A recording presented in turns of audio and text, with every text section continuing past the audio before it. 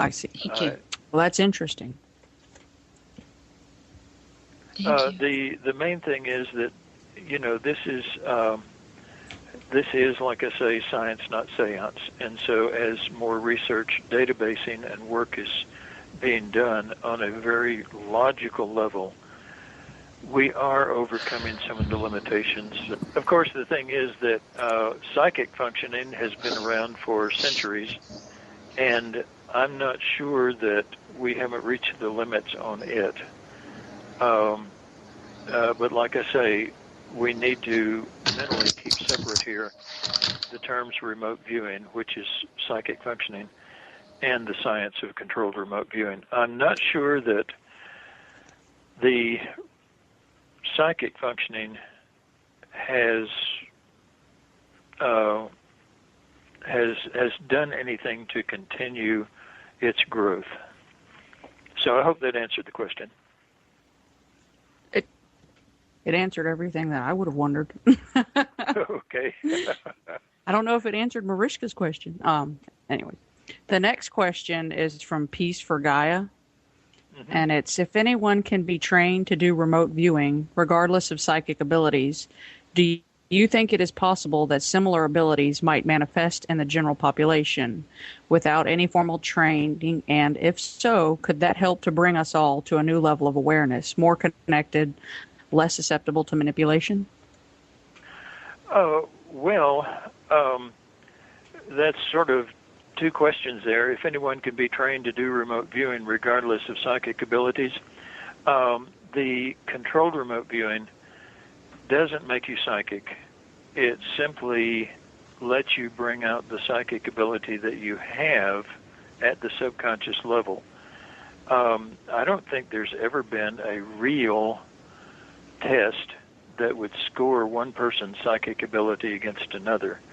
I think all of the tests actually score your ability to report what you're getting psychically, if you're getting anything at all. And so the controlled remote viewing is a science, but it doesn't make you psychic. And whether it makes you more psychic if you have psychic ability is totally up to question. It's never been proven. But what we found is that everyone seems to have, at the subconscious level, some kind of psychic ability. And this is not something that's cropped up in the last generation. The similar abilities might manifest to the general population. Well, they already have ever since, the beginning of mankind, probably. You go back and you find people in the jungle with no formal education of any kind, and yet they have their shaman there who can actually do pretty good work. And could that help to bring us all to a new level of awareness, more connected, less susceptible to manipulation? I think the answer to the specific question, could it, is yes. However, we've gone all these centuries, and look where it's brought us now. The thing is, if we will turn off the TV and turn off the cell phones and all that, and actually start using our minds for something, then I think it really has the possibility of doing that.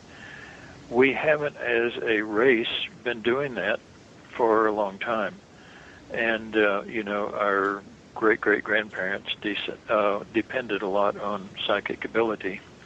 There were all kinds of belief systems that cropped up around it. And the thing is, could it? Absolutely. Will it? Well, if you turn people into sheeple, then the answer is no. If you turn people into actual thinking entities, then sure, it's going to help. I think this time is very crucial for us to do that. And I see people not being taught to think, not being taught to think for themselves, of course. And so I kind of feel that the answer to will it is probably no. makes me sad, but I'm afraid that's it. I'd have to agree with you on that. I mean, you notice people all around you, no one can answer them questions for themselves because no one wants to think for themselves because we've been trained to rely on someone else for the answer. So I have to agree with you on that. Wanted to thank you for the answer. And up next is Five Cook. Hi. Ingo Swann made a great statement on one of his Art Bell interviews where he said, it's all about perception. And I'm paraphrasing, but that's close. It's all about perception. Without putting words in his mouth, I believe he possibly meant that we all have enormous amounts of information, data available to us, but we unconsciously choose to ignore our data inputs. Ingo recommended a great book, The User Illusion by Tora Nordstranders, which scientifically explores just this notion. But I guess given that as a fact, there would be no limit as to what we humans could be capable of doing. Do you have any thoughts on that? Yeah, quite a few, in fact. Ingo's statement, it's all about the perceptions, was sort of, had a sort of a hidden meaning.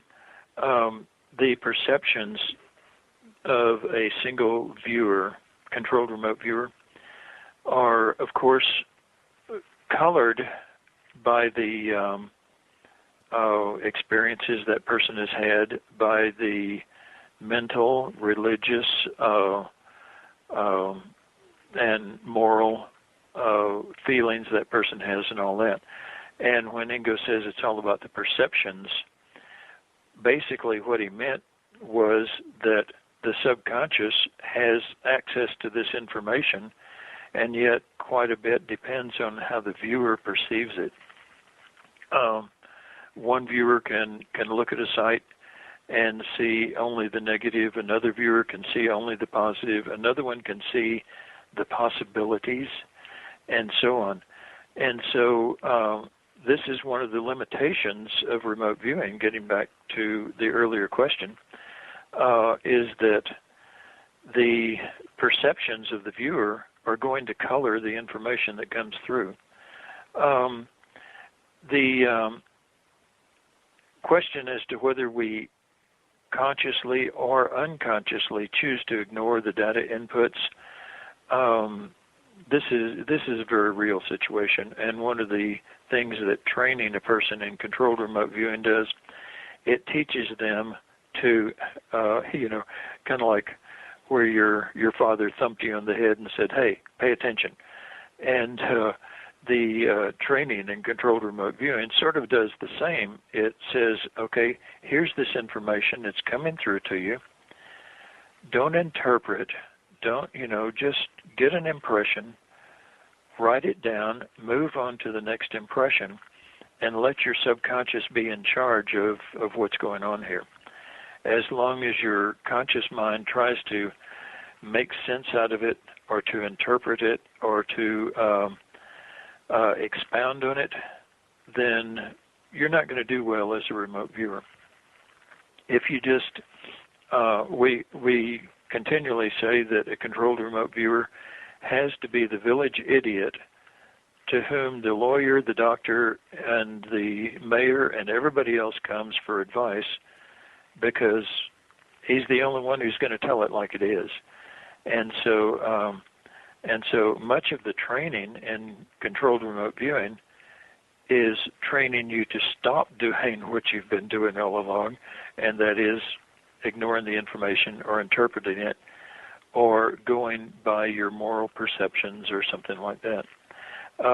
So this statement by Ingo was actually quite a complex statement and has a lot of innuendos tied up into it. I have not been able to find the book, The User Illusion. I would really like to find it. I got a used copy from Amazon. That was how I latched onto it. Oh, I haven't checked Amazon. I'll have to check that. It's amazing all the used books you can latch onto. Yeah, I just never have looked in Amazon. I go to a used bookstore here, have a humongous used bookstore here that has just about everything, and haven't found it yet. As to whether there would be any limits to what we humans would be capable of doing? I would kind of hope so.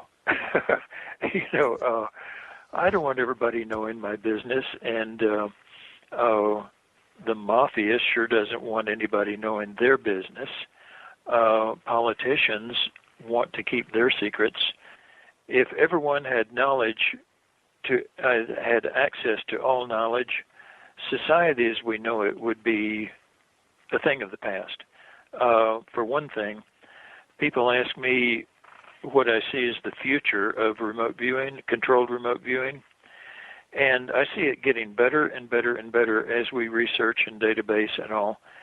And I see it getting to the point where politicians can't keep their secrets anymore, where the mafia can't keep its secrets anymore, and so on. And all of a sudden, preachers will start preaching against it, teachers will start teaching against it, and the kid that killed himself over rock and roll, and the kid that killed himself over the hula hoop and over Dungeons and Dragons and all that, that same kid will go kill himself again over remote viewing, and all of a sudden it will be something that is not looked upon with favor, and what will happen is the military will very quietly come find the best controlled remote viewers, move them back into the military very secretly. What has come around will go around again, and a greatly improved product will be there for the military. Now, I'm really hoping that this stays as something that is useful to the everyday man. But there are dangers in this getting better and better and better simply because it does have implications to our daily life, to our marriages. Do you really want to know all the secrets of your spouse, and them to know all of your secrets too? And so it does have a negative side to its own development. And so I hope that we can develop this to a point where it will be usable to make a better world for us. But we have to realize there is a negative side to this. Yes, there's a lot of wisdom which needs to come with it, and we don't always have the wisdom when we're at the same time we receive the gift. So, okay, I have another question from forum member Peace for Gaia. She read recently about how civilized humans tend to think in words rather than imagery, and it follows that there is a serious lack of imagination or use of the imagination. In a way, words have handicapped our senses, in their opinion. Do you have any idea of how humanity might rediscover all of our innate abilities, including being able to use the messages from our bodies and imagination productivity? Could this help us become more in tune with the universal flow of things? Oh, as far as becoming more in tune, I definitely, absolutely believe so. Yeah, I've seen it in too many of my students and in myself included. Civilized humans do tend to think in words, and because of that, your vocabulary tends to limit your ability to think. One of the things that the research into psychic work that came about showed was, believe it or not, a person who has a better vocabulary winds up being a better psychic.